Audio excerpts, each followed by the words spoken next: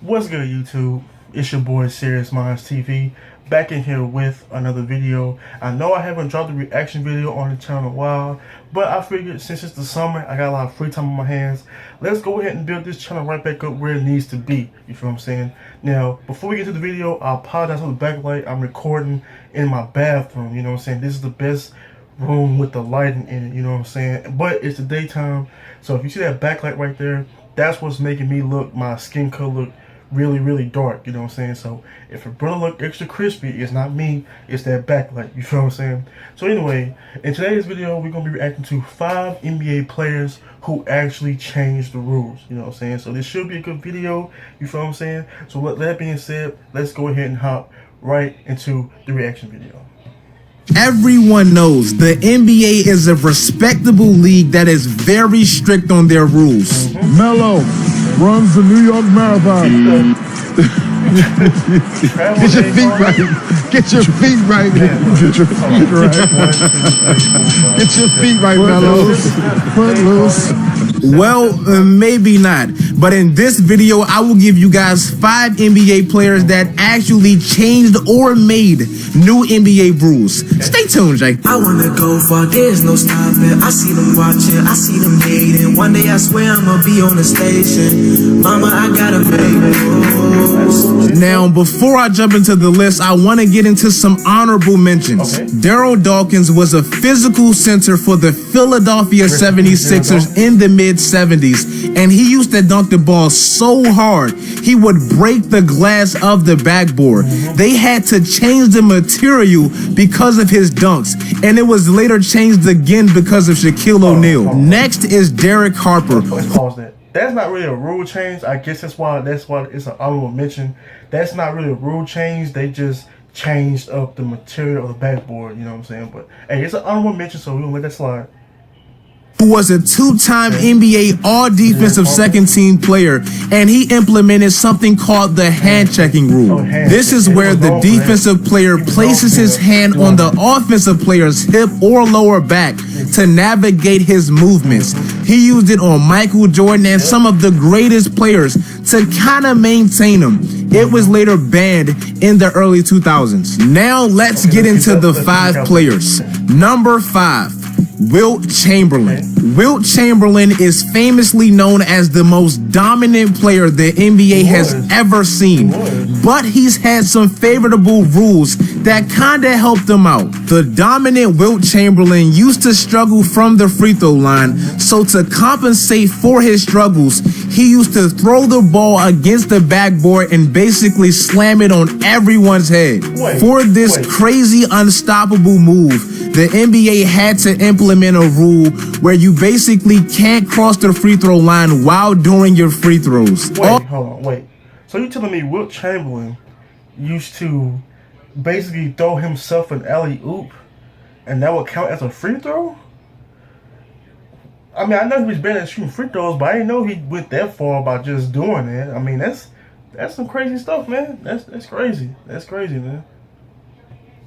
Also, the ball can't be inbounded over the backboard because Wilt Chamberlain used to stand underneath the basket and players would routinely lob the ball over the backboard for Wilt Chamberlain to alley-oop it. Number 4, Reggie Miller. When you think about Reggie Miller, you basically think about his famous accurate three-point shot. I mean, how couldn't you? The man shot 40% from the three-point line for his career. That's pretty great. But he used to do something at the three-point line that the NBA had to make a rule for. While shooting his three-point shots, Reggie Miller would routinely kick his leg out to initiate contact and actually create 4-point play opportunities. This is something that was also used by Kobe Bryant, Dwayne Wade, Dirk Nowitzki in a way, and the NBA finally made a rule change in 2012. Now officials would call... Why it take so long for them to put that rule in? Reggie Miller retired in 2005. He was doing that for a majority of his career. So why should it take 7 years to implement a rule that he has been doing like 2012, man? Really? Call offensive fouls on any shooter who blatantly kicks their legs out to initiate contact. Number 3, Shaquille O'Neal, DeAndre Jordan, Dwight Howard, Andre Drummond, basically anybody that can't shoot free throws. Sometimes during the stretch of our closest games, we didn't get to see our dominant centers because they couldn't shoot free throws. This is something called the hack of Shaq. This is where coaches would basically tell their team to foul players off the ball that couldn't shoot free throws to make them go to the free throw line and making them waste possessions. We saw this tactic used all last playoffs where Andre Drummond couldn't even see the floor versus the Cavaliers because he couldn't shoot free throws. Let me say something. Like, that hack of Shaq rule, it messed up the NBA, you know what I'm saying? Because it messed up the flow of the game, you know what I'm saying? Because in a playoff game, they're going to take advantage of that. You feel what I'm saying? They're going to take advantage of somebody who can't make a free throw. Now, granted, it is a free throw. It's one of the easiest shots to make. But some people can't make free throws. You know what I'm saying? Some people just can't shoot free throws. Last summer, they finally changed the rule where if a player is fouled away from the ball in the last 2 minutes of any quarter, the team on the receiving end would get one free throw and possession of the ball. So inside of the last 2 minutes, you basically can't do it anymore unless you don't want to see the ball. And even though I'm happy the rule was created because it was taken away from the basketball part of the game, it's still ridiculous that a player in the NBA can't make a free throw. It's just ridiculous to me. Number 2, Charles Barkley. Wonder why he on this. Might ask themselves, how did a 6'6" undersized he was 6'4", not 6'6". be great in the NBA? Well, this is going to sound weird, but Charles Barkley used to use his ass to be great. His Charles ass, nigga? Barkley used to use his ass to back down his defenders for 15 to 20 seconds, and that's why they created the 5-second back to the basket. Oh. This rule. I get, okay. I didn't know that he was the one that created this rule. Basically, when you in the paint and you backing down somebody, you only have 5-6 to do so. If anything over 5-6 is a turnover. So, yeah. Well, that's smart. That's a smart rule. I get that. Basically states that a player below the free throw line can't dribble the ball with his back or side to the basket for more than 5 Because you seconds, cheating, basically. which is basically what Barkley used to do in his prime. And number 1, Shaquille O'Neal. Before the 2001 NBA season, zone defenses was prohibited from the NBA. The rule stated that a defensive player couldn't stand in the lane for more than 3 seconds without closely guarding an offensive player. But during Shaq's three-peat, they had to change it because Shaq was basically dominating and bullying every single defender because of his advantage with his size. I mean, come on, man. They had to change it. Shaq was dominating Chris Webber, David Robinson, Duncan. They couldn't stop him. He was 7'1", 350. And even though those guys was big, man, they needed additional help to stop the Diesel. And, man, Shaq was mad about it. Shaq said the NBA is for men, and a grown man doesn't need to play zone. That's true. Why do you think they call it Man to man-to-man? man. If you Can't play it, you shouldn't be here. That's true. That's true. Shaq is right. You know what I'm saying? Zone is for high school and college basketball. Right?